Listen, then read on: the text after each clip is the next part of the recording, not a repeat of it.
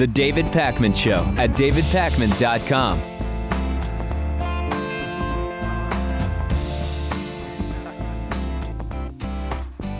Let's start with the latest of Ebola in the U.S. Yesterday, we told you about one person who had been confirmed to have Ebola in Dallas, Texas, and another person who was being monitored who had been in contact with this initial case that had been diagnosed. Now we know that the infected patient is Thomas Arid Duncan, and that now 80 to 100 people in the Dallas area are being monitored for symptoms of Ebola after they came in contact with the patient, Thomas Eric Duncan, or others who Duncan had been in touch with, according to health officials.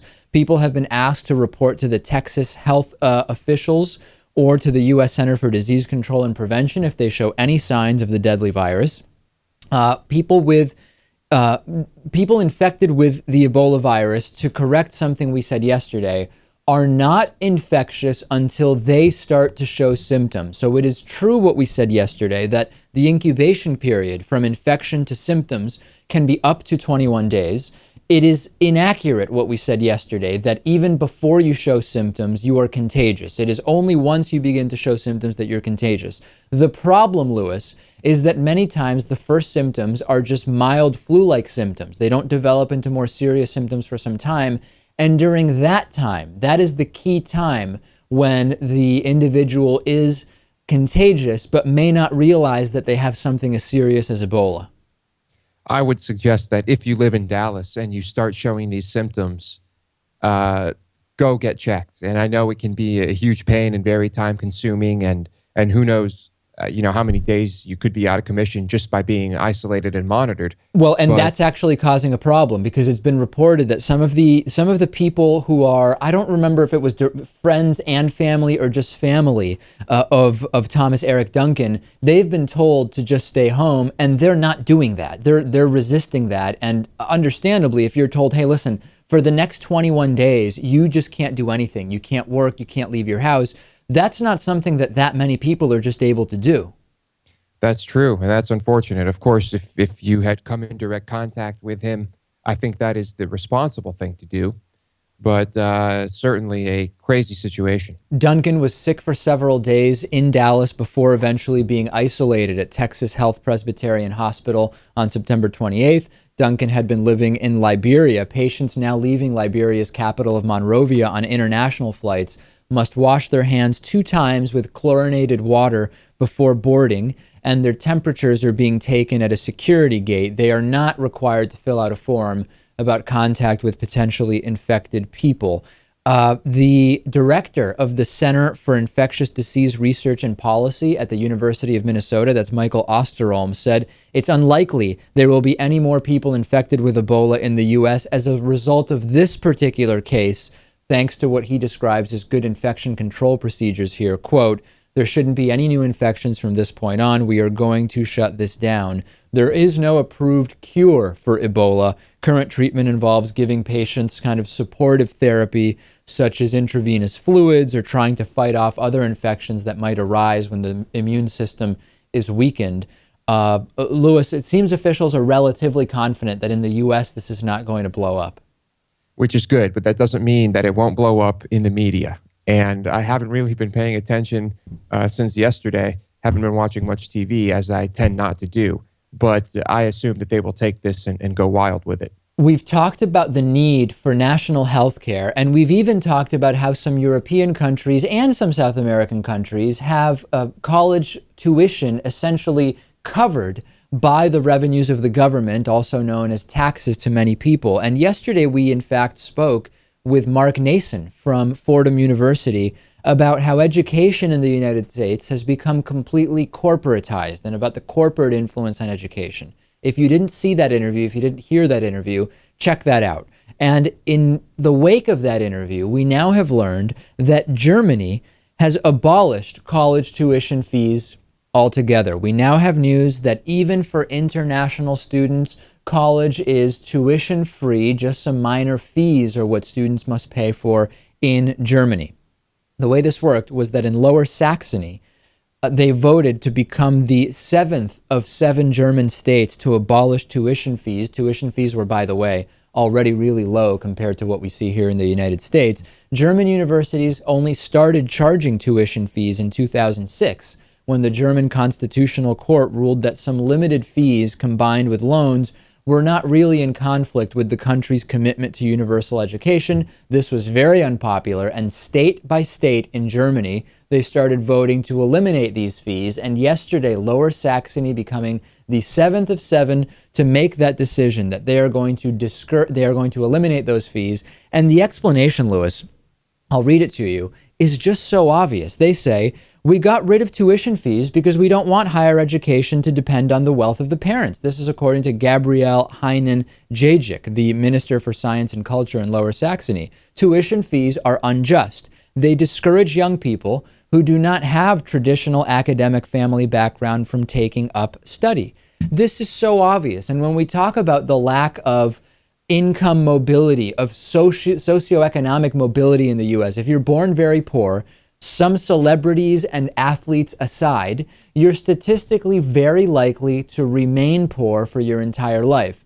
Part of this is lack of access to education because it is so expensive. And Lewis, this is just, it's such a good thing.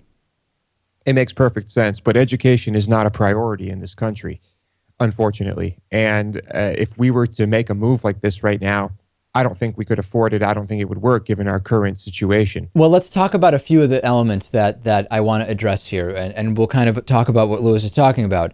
In Germany, not only do we now have this, which makes it so that you pay about €500 or $630 for, or rather, these were the semester fees. They were only about $630. They've now been eliminated. So we have the education piece. 85% of those who live in Germany are covered by a basic health insurance plan, which is provided by statute. You are entitled to this basic health care plan. And then there are some others who choose to purchase additional private health insurance. The reaction in the US when you hear about these European countries with all the free stuff, taxes must be completely outrageous. And I looked into it, and lo and behold, they are not, Lewis. Kind of. The top tax rate is 45%. Okay, that's higher than the top US federal tax rate of 39.6%. And it also starts at around $330,000 rather than $406,000. So that might seem higher. But remember, in the US, in most states, you have an additional state income tax, which really makes the tax level more or less equivalent to that in Germany. In the US, it certainly does not include healthcare. It certainly does not include college education. And Lewis, time and time again, we're confronted with this reality that if we reallocated our spending based on the taxes already collected, we could be providing these things. I spoke last time I was in Mexico, I told the story at the hotel bar. I ran into an Australian teacher who said he's only been teaching a few years, so his salary is only $75,000 equivalent, and that includes health insurance, and his tax rate was only 20-something%, his effective tax rate. This can be done. It can be done. And it's not just proper allocation of government funds and resources.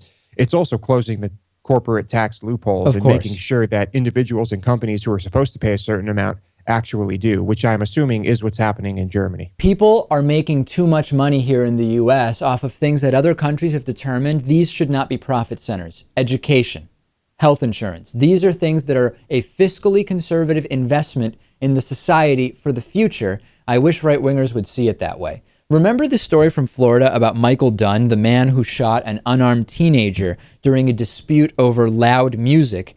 He has now been convicted for first-degree murder. This is the story of 47-year-old Michael Dunn. He faced a jury in the death of 17-year-old Jordan Davis, who's a high school student who was killed as he sat in a friend's car at a convenience store parking lot. Mr. Dunn was previously convicted on 3 counts of second-degree attempted murder for the teenagers that he missed, and he now has been convicted of murder for the killing of Jordan Davis. This is the right decision.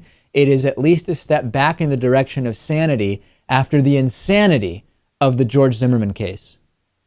I like the verdict, and I hope he's completely miserable in prison, hopefully for the rest of his life. Well, yes, he, based on Florida law, he is expected to be sentenced to life in prison without the possibility of parole. The verdict came after around 5 hours of deliberation.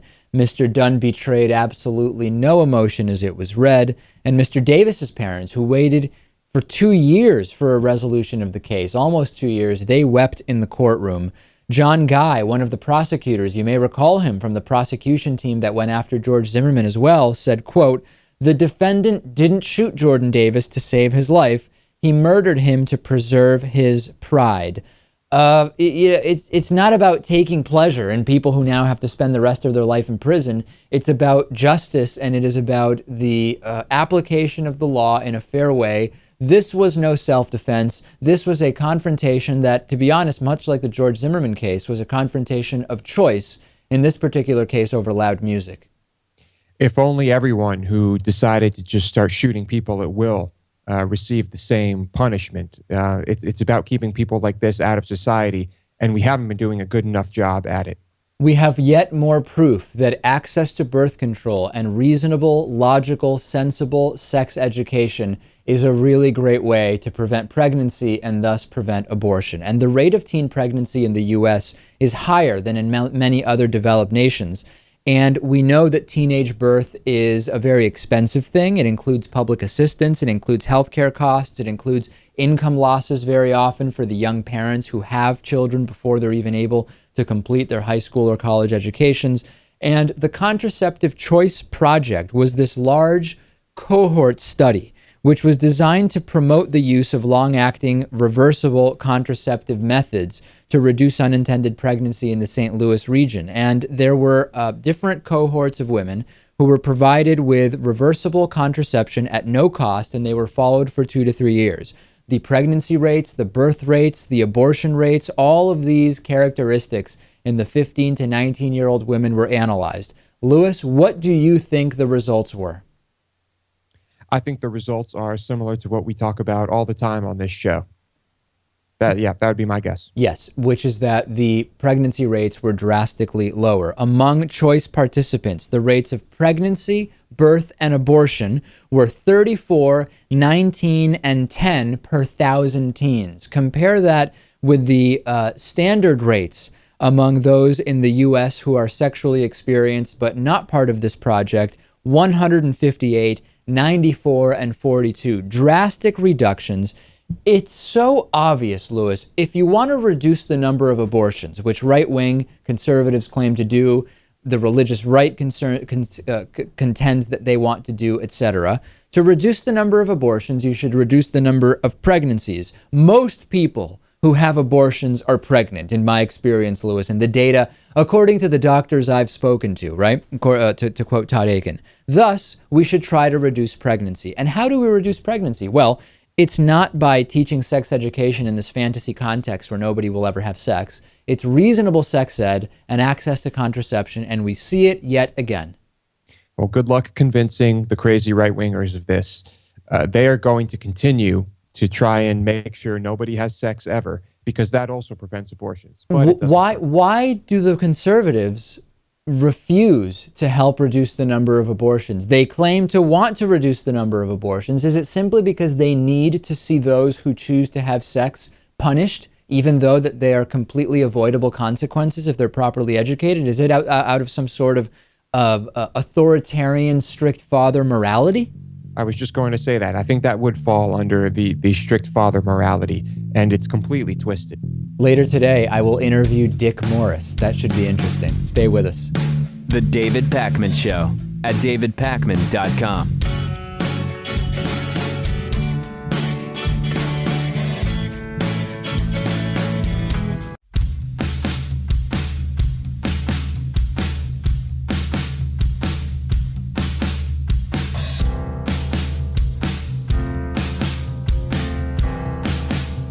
Welcome back to The David Pakman Show.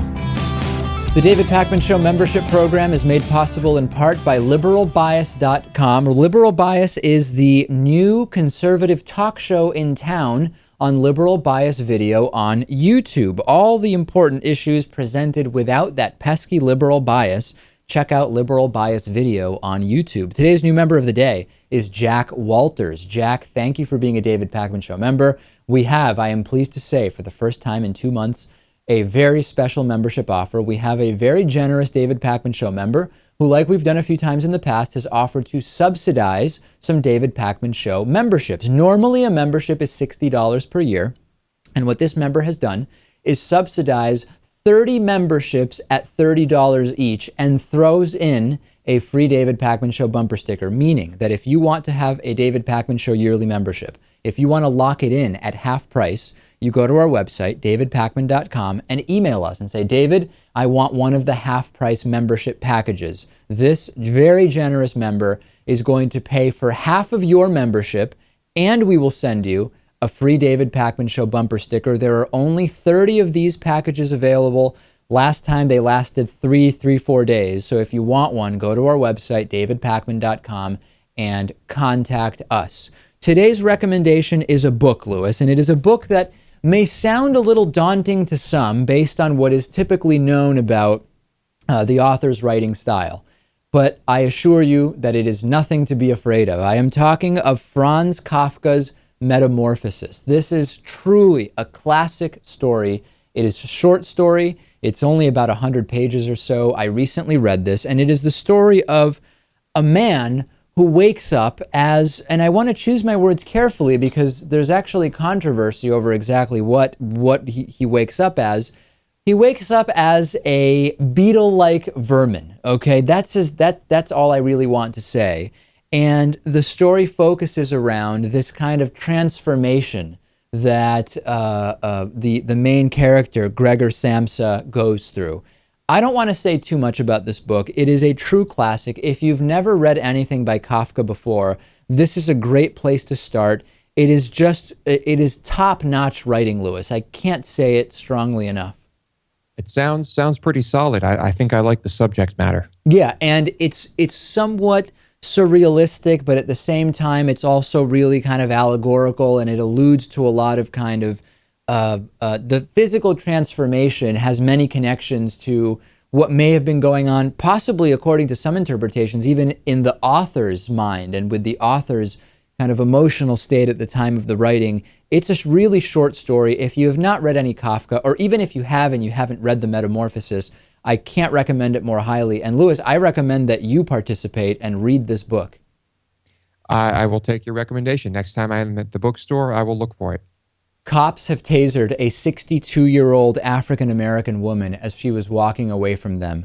Florida police officer has been placed on paid administrative leave after a cell phone video showed him using a taser to stun a 62-year-old African-American woman in the back as she was walking away. We have the video of 62-year-old Viola Young approaching Officer Mahan to ask about one of the men that was being arrested there or detained near where she lived. Mahan advises her to stay back and tries to grab her arm. She turns, pulling her arm away from the officer, admittedly, and starts to walk away. The officer very casually, kind of like casual pepper spray cop, Lieutenant John Pike, who casually pepper sprayed a bunch of protesters. Officer Mahan casually takes out his taser and stuns the woman in the back. She falls over like a sack of bricks. Let's take a look at the video here. Y'all back up! Back up! Oh my God! Oh!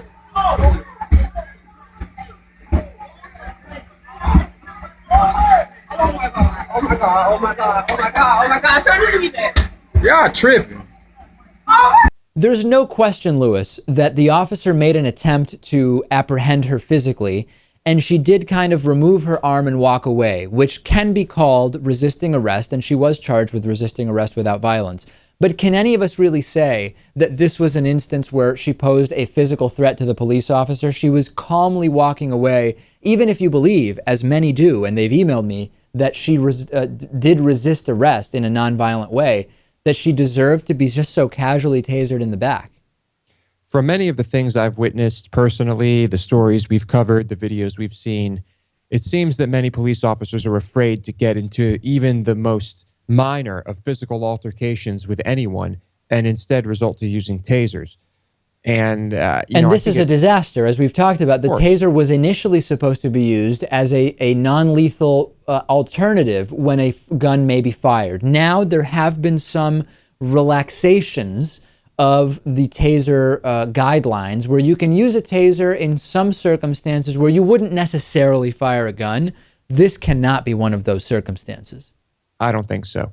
You kind of have to be willing to put yourself in harm's way. I think that comes with the job, and these tasers can kill. Let's not forget that. And I think that the best evidence we have is the casual posture that the guy was in as he tasered her, right? He doesn't get into a firing posture or react defensively in any way. He kind of just takes the thing out and very casually, he's almost kind of like has his hand on his hip and just tasers the woman in the back. This is not the body language of someone who is in any kind of danger. No, and maybe he didn't think he was in danger at all and just wanted to tase someone. But like I say to everyone, anytime there is an incident with police are around, take out your phones and start recording, because we need to see this stuff. In the midst of a number of different crises involving the National Football League, including the domestic violence situation, Ray Rice, Adrian Peterson, etc., we also now have more data regarding the chronic brain injury problem that the NFL is clearly having. And we now have some new data from the nation's largest brain bank.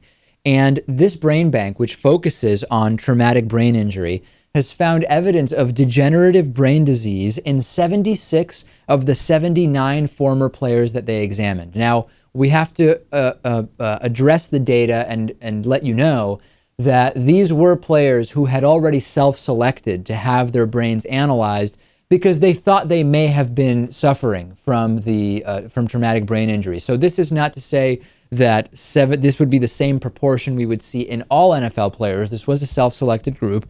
But this alone, Lewis, is very disturbing data. It is. And I wonder if the same would apply to boxers. Although I guess because as a sport, boxing has kind of dropped off. We don't hear about it as much. But I think the future of the league could be at stake here. But that being said, there are still going to be a lot of people who grow up in poor areas, in poor families, and football will be a way out for them. So I think maybe it won't be the end. Well, the future of the NFL is in jeopardy. And the way I see it, Lewis, is that you have increasingly concern from experts that colleges who have college football programs are not going to want to continue taking the risk and facing the liability of the fact that they are already setting students on a path for CTE, chronic traumatic encephalopathy, traumatic brain injury.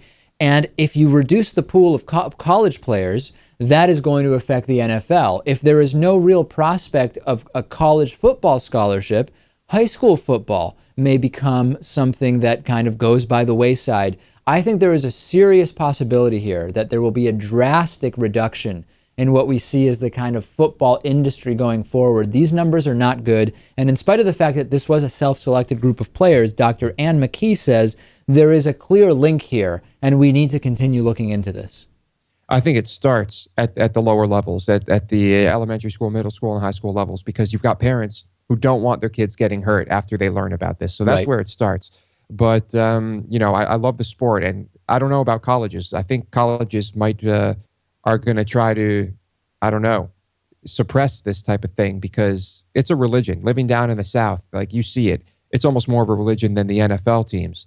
And people love their college sports. No question about it. And maybe we'll have Dave Zirin back to talk about these latest findings and what he sees as the future. Follow me on Twitter, twitter.com/dpacman, and give us a like on Facebook, facebook.com/David Pakman Show. Next, Dick Morris. The David Pakman Show at davidpakman.com.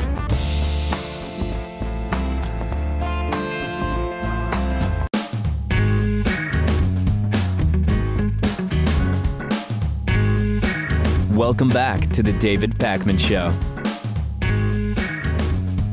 I'm joined today by Dick Morris, who is the co-author of Power Grab, Obama's Dangerous Plan for a One-Party Nation, along with co-author and wife Eileen McGann. Dick, it's really great to have you on. You know, since I was a kid, essentially, in the early 90s, I've been following you and your political involvement. And as a kid, you can imagine, I was confused when I saw you go from the supporter and strategist of Bill Clinton to a guy who has become very, very critical of Democrats and critical of President Obama. So I'd love just to kind of set the context for our interview, to go back. Growing up, were you a liberal or a conservative guy? Yeah. I was a strong liberal growing up, and was very involved in the peace movement and anti-nuclear war and all of that. And then Reagan became president and did everything I didn't agree with. He Star Wars, defense spending, the buildup, arms negotiations, and Russia fell apart, and he achieved exactly what I wanted, which was to avert the threat of nuclear war. And I began to reconsider my liberalism and say, maybe you can achieve the objectives you wanted to achieve and still want to achieve better through conservative means than through liberal means. The straight path isn't always the right one. And I work, and for example, welfare reform. We made people work and have time limits on welfare, and we cut child poverty by a third, something the Great Society was never able to do. And what happened professionally is that starting in '77, I worked for only Democrats, and my first client was Bill Clinton when I helped him get elected governor of Arkansas. Right. Then starting in 1980, I began to work for Republicans too, and got a bunch of them elected. And then in 1990, I became a full-time Republican, and except for Bill, who I grandfathered in. And when Clinton lost Congress in '94, he called me to come work for him, in part because I was a Republican and because I knew what they ate for breakfast, and he felt that with me he could work with them and get a lot of stuff done. And that's, in fact, how we passed the balanced budget and welfare reform and a whole lot of other really good bills. And did you take heat from Republicans for working so closely with Bill Clinton, or did they see it as, oh no, we've got a guy on the inside? No. I was excommunicated, and I couldn't work as a consultant for the Republican Party again. But I knew that when I accepted the gig with Clinton. But look, when the president calls you and you've had a 30-year relationship with him, 20-year relationship, and you can play the key role in his presidency, you do it. And I did, and I'm very proud of what we did there. But then after I left him, I was free to speak in my own name, not in somebody else's, and I articulated the opinions that I'd come to anyway during that period. And I'll say this to you. Bill Clinton right now would be a great president. He would not be like Obama. He wouldn't be like Hillary. And I think he'd be terrific. Do you agree, though, that he would probably be more progressive than either of those two? No. You don't think so? Less. No. Clinton balanced the budget. Clinton made welfare recipients work in order to get welfare. Clinton increased the defense spending. Clinton didn't move to take over education. He deliberately did not ratify the Kyoto Accord on climate change. Clinton signed the Defense of Marriage Act. He's at heart a moderate and only a liberal when he has to be politically, like he does now, because his wife wants to be president as a Democrat. Hillary, on the other hand, is a liberal and a radical when she can be, and a moderate only when she has to be. Do you still have any relationship at all with the Clintons, or did that end when you resigned? No, it ended a few years after I resigned. I was involved with him for a couple of years after that. But Hillary sent me a nice card announcing the birth of her granddaughter, but there was white powder on the outside, so I didn't open it. So I'd like to talk about my new book, which is called Power Grab, Obama's Dangerous Plan for a One-Party Nation. And the concept is that we all say that Obama's goal is to socialize medicine or to create a social democracy like they have in Europe, income redistribution, fighting climate change. Those are all, in my view, means to an end. The end is a permanent Democratic liberal majority in the United States that always wins elections, and the Republicans never win another election. And everything he's doing, I think, is you start with immigration. He wants to create Democratic Party demographics in the United States, and he can't get to Congress, so he'll do it any way he possibly can. So let's stop there because I examples. have a question on that. Let me, just so we can take it piece by piece. Much of the demographic shifts that we're seeing towards what I agree with you would be a more traditionally democratic voting demographic makeup of the country precedes President Obama significantly. I mean, when we talk about the children from Central American countries that are allowed to legally stay, that was a law that George W. Bush signed in. How is this so much about Obama? Well, the Bush signature, you're confusing it. When Bush signed it, it was about human trafficking victims. It was not about refugees. The law does not apply to refugees, to folks, not refugees, the types that are coming in now, illegal immigrants, are not covered by the Bush law. The Bush law only relates to the victims of human trafficking, and that's what that law was about. But what Obama is doing is he just announced 2 days ago that he is going to give those kids refugee status. Now, there's no war going on in Central America. There's no disease. They're democracies. There's no repressive government. There's no religious persecution. They're fleeing crime and poverty. And the UN and Obama have agreed that they will treat these folks as refugees, which means they can apply in their own country and come here legally and become citizens. That is his objective, to get them to vote Democrat. Another good example is on Friday he announced that illegal immigrants would be recruited into the military. Right now, only green card holders and citizens can join the military. 5,000 legal immigrants join the military a year. Right, but Dick, I have to take issue, though. Something you said was not accurate, which is that it's unheard of to grant refugee status when the origin country is not one that is officially at war. The U.S. has a long history of doing this with countries from every single continent where there is no official war based on the individual circumstances. So it's just flat out inaccurate what you said. No, that is not true.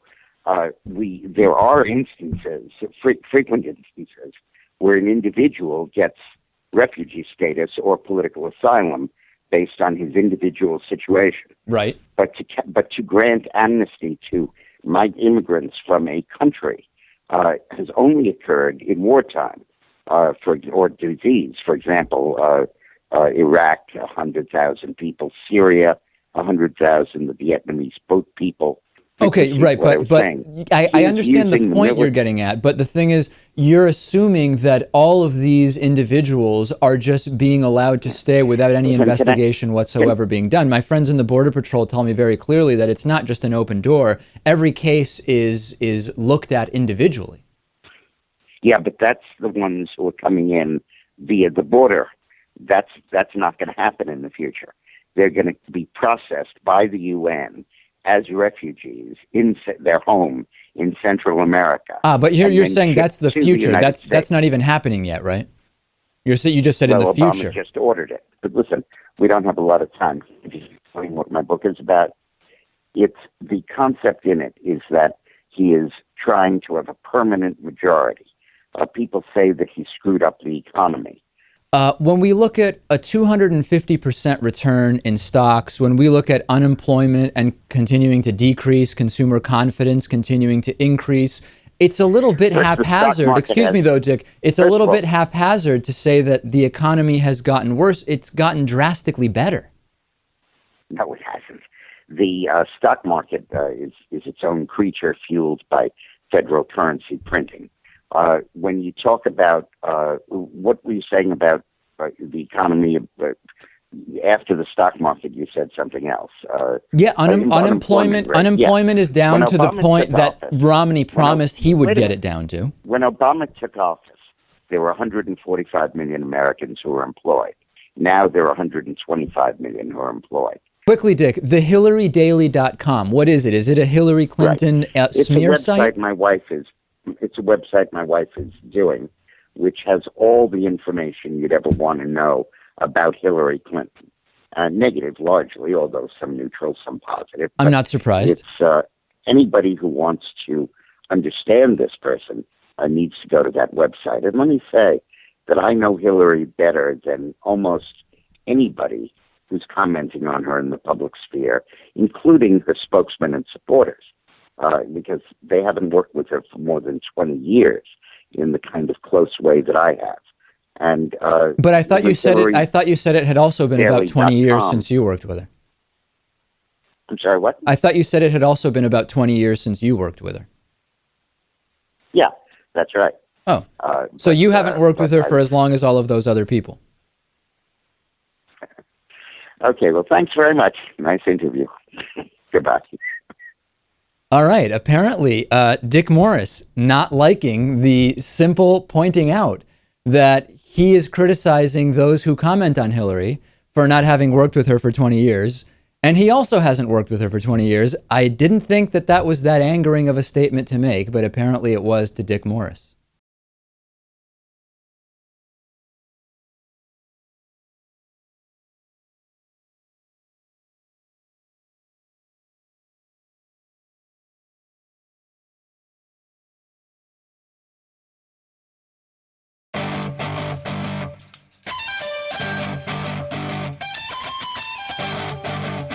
The David Pakman Show at davidpakman.com. Bergeron's restaurant in Port Allen, Louisiana is now offering customers a 10% discount if they come in carrying a gun after a number of national food chains have banned guns in recent months. Quote from Kevin Cox, the owner of Bergeron's, "There are people here with guns. This is not a gun-free zone. So if you want to cause trouble, you can think about who you're sitting next to." I would love to know, Lewis, whether this random restaurant in Port Allen, Louisiana had that much trouble to begin with, that they needed people bringing guns for safety. I highly doubt it. Yeah. Cox told the Huffington Post that the deal was originally designed to encourage law enforcement officers to visit the Cajun restaurant. Makes no sense because law enforcement officers are already allowed to carry guns into restaurants. It would have absolutely no impact on them, so that explanation is ridiculous. Advocates for open carry gun policies have recently forced some chain restaurants to change their policies, and that is absolutely not happening at Bergeron's. Cox said that the recent gun bans inspired the discount, and he said, quote, "Now you have a choice. You're going to go to Bergeron's and cause trouble, or you're going to go to Chipotle and cause trouble. I don't think they're going to come here if they're going to find good people carrying their guns." I don't even understand what that means, Lewis. I do not understand what this guy is talking about. I guess what he's saying is that someone wants to cause trouble at a restaurant and they have a choice between Chili's or Bergeron's. Right. They're not going to go to Bergeron's because 20 people will start shooting them at the same time.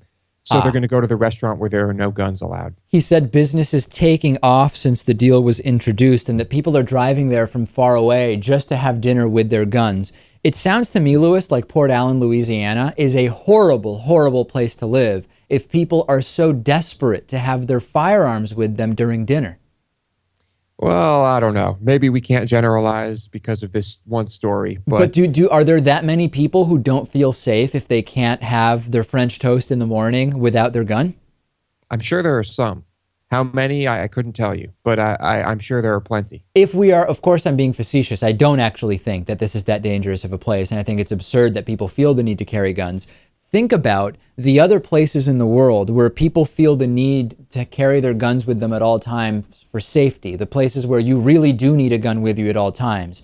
That is the caricature of what these individuals have basically drawn up in their minds. And what's amazing is that they're carrying their guns with them at all times and doing it in a way that is very unabashed and loud and proud and arrogant and boisterous is more likely to cause the problem they claim to be reacting to in the first place.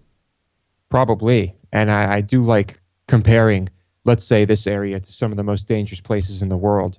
I wonder if you would change their minds if you took someone from Louisiana here and put them in one of those places. Yeah, no, that's a good question. I wonder what the reaction then would be.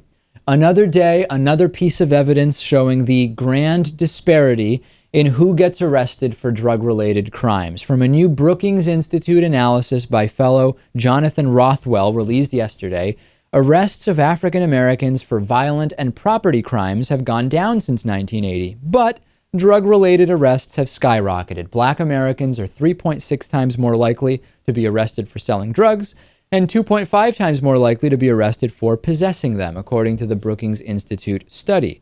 When confronted by numbers like these, oftentimes people who defend the current policy of disproportionate incarceration of minorities for drug crimes will say, well, they are more likely to be involved or to be committing those crimes. That's why they're disproportionately more likely to be arrested. Not so, Lewis, not so at all.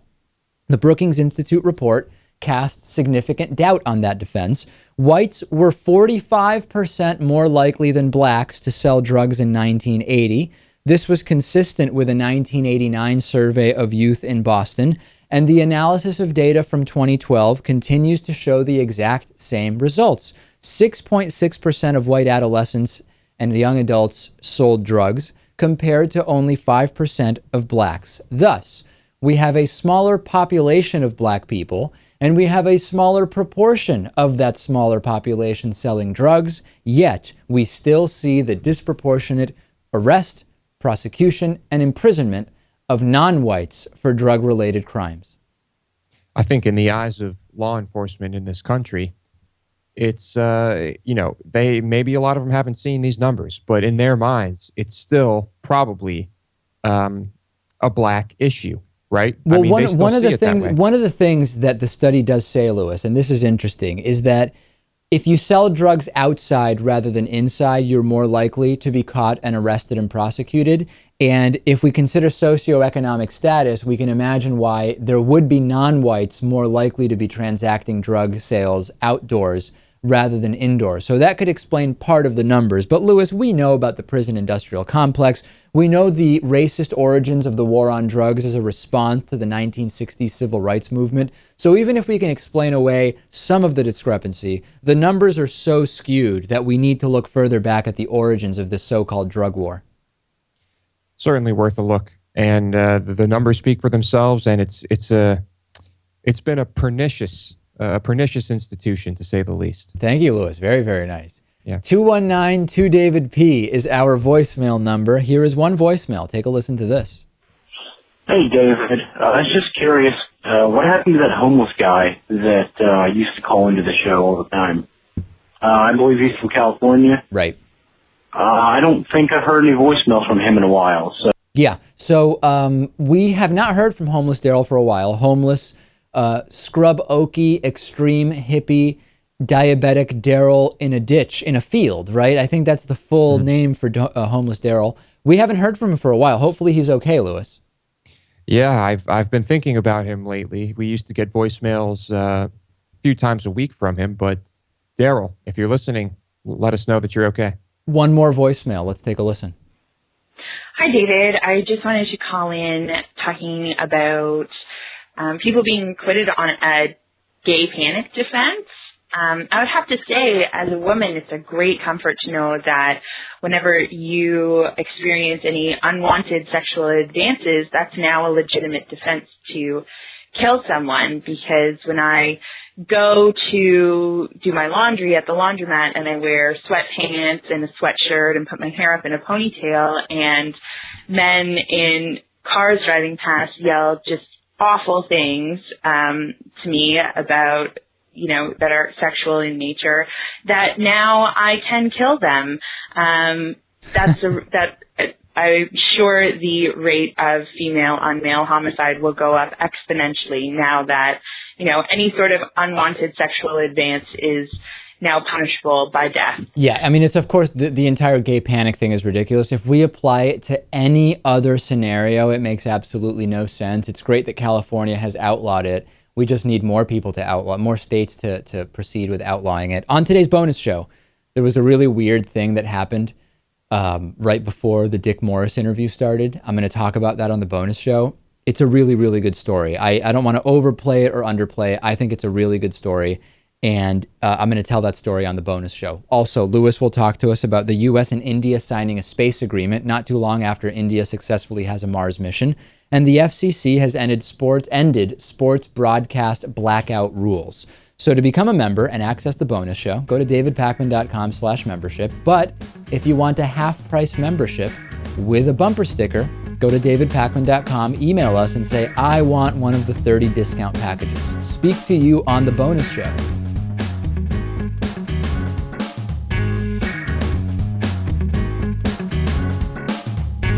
David Pakman Show at davidpakman.com.